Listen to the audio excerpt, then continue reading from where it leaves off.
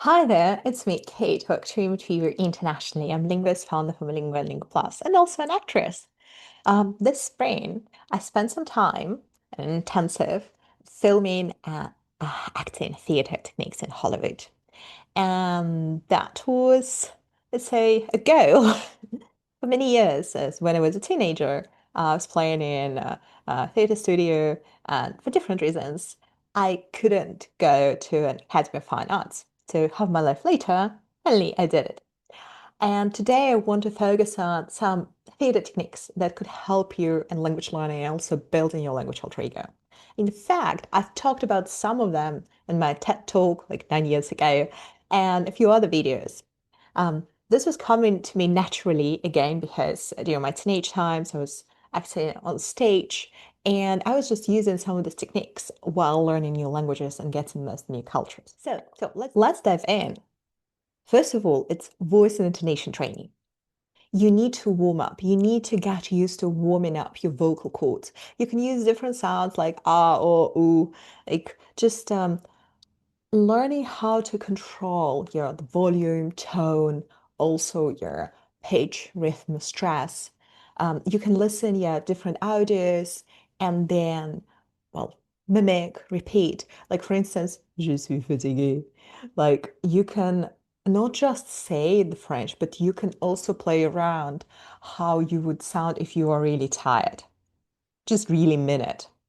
Or maybe, you're like you're sounding dramatic, like je suis fatigué, je suis fatigué, right? Or maybe try out to act like when you're annoyed, right? Um, then like pretending that you're on stage, so you need actually to project. And every time you're doing that, like in any language, right, with like short phrases, you will feel it differently. You'll feel the language differently. And that's what's important because it will allow you to connect on a deeper level with the language. Second of all, of course, it's embodiment. It's like gestures, right? Again, you need to observe how native speakers talk, whether they use their hands a lot, not. Of course, it depends on personality type, just general, but like across, let's say, culture, across a country, you will notice whether gestures is actually part of the language or it's not. Maybe no gestures at all.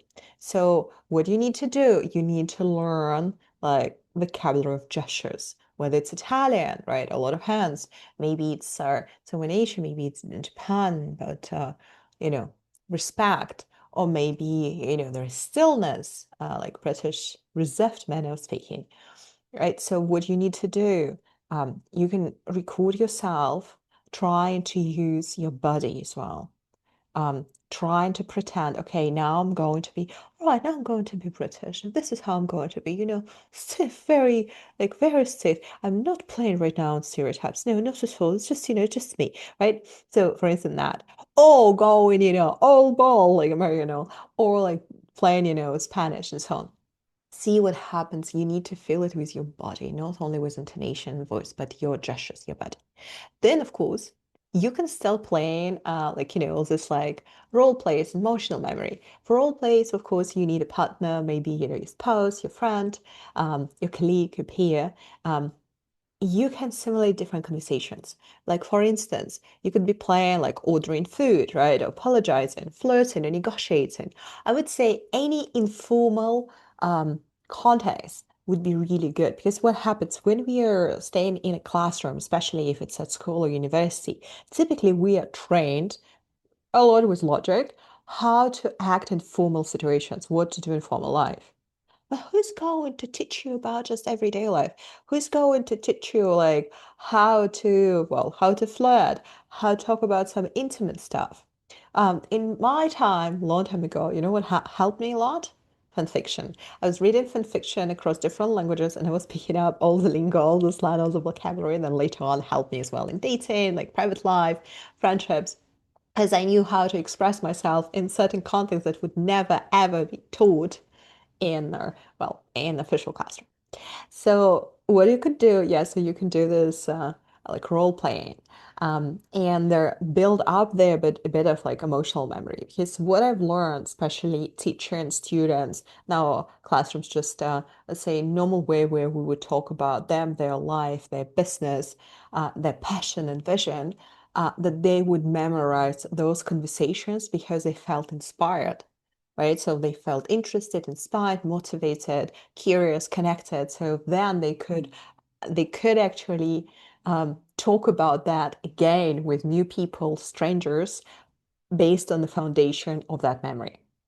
And of course, when we come to the point of language alter ego building, that's where my experience kicks in, the deep level.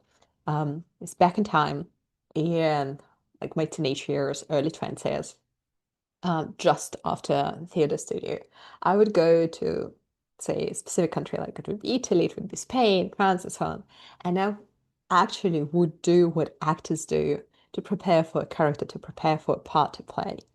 I would sit somewhere like on a very busy street or square, like a plaza. I would sip my tea or coffee and just observe people. I would just observe them, learning about them, looking around, saying, okay, now I get it. How about that? So, like, my real body experience was like going to Salamanca and becoming Catarina de Salamanca. How? I was just observing how they would move, what they would do, how they would order food, all that kind of, connecting with the city, connecting with the country and culture. And that's a beautiful experience because then the question is like, okay, so if I'm here, how do my values change or adjust? What happens there? Like all based on the local context.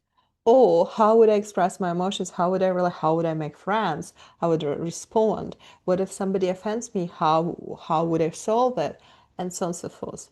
And then I think that the beauty of it, because if you start building personalities across languages, um, you're not building something fake, as I've been explaining a lot as well, yeah, in my articles and blog posts.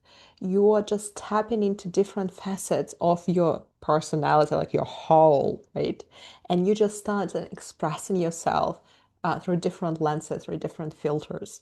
Like, for instance, during my course, uh, like the intensive acting, had a guy from Switzerland, and he is Swiss also in English. So he's like Javier Bardem, being Spanish, yeah, and American. And now he's trying to become American in English, meaning he is exploring some of the facets um, of, for let's say, himself, right? That he thought that might be rude because, yeah, some of, let's say, American behavior may be considered rude in Switzerland. So being rude, being louder, being bolder, being more confident. And we don't know what's going to happen. But I think it's a very good exercise because suddenly you start seeing yourself like a multidimensional being yeah, across all these languages.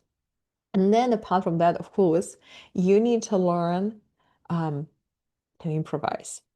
I know that a lot of people are terrified of unpredictable situations, especially if you are learning a language and you let's say like you've learned by heart a certain script, but something goes off script and you don't know how you are going to respond.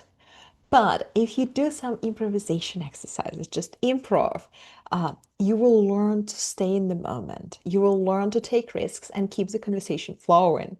One of my best memories of improv, like from 10, 15 years ago, while me still being at like, basic levels of different languages, me just playing with local natives improv games. And it was just hilarious because natives were just admiring my creativity, coming up with like new words, just like that. Because maybe I wouldn't know how to name a certain fruit or vegetable. I'll just combine two that I know to describe what I want to say. That's what you need to learn to do. Because then when in real life something like this happens and you don't know how to name a certain thing, you will instantly know how to explain it in other words. And that I think is treasure because this will help you to solve a lot of tasks in your communication, whether it's at work, whether it's at home, whether it's, at school. So it's okay, yeah, and you'll also learn to make mistakes, and it will help you to, let's say, be okay with not knowing the exact word. Therefore, try out improvs. Like you can play with your friends, you can play with natives, you can play on your own, just like 1 minute, random object, and just continue your developing improv. Oh, this object is green, this is that. Like you can also play like with storytelling. Yeah, like coming up with storytelling. Whatever works. But I think yeah, you'll have a lot of fun.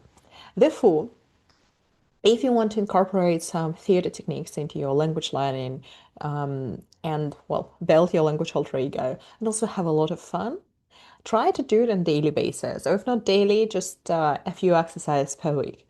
So work on your voice, on your like breathing, pausing, right?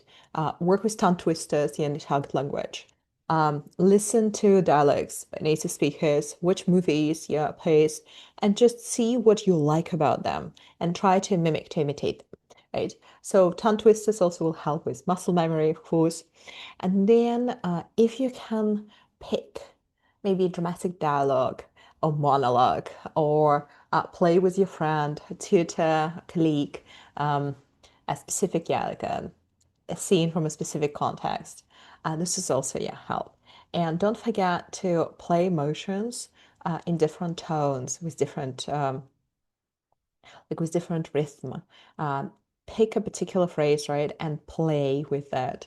Um, and let's say 5 or 10 emotions and see how you feel, see how, like, what happens actually.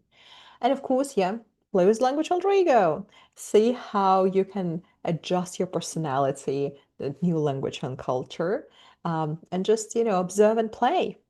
And if you want to learn more about exercises and new techniques in language and culture learning, subscribe, like this video, and I'll see you in new videos. Bye.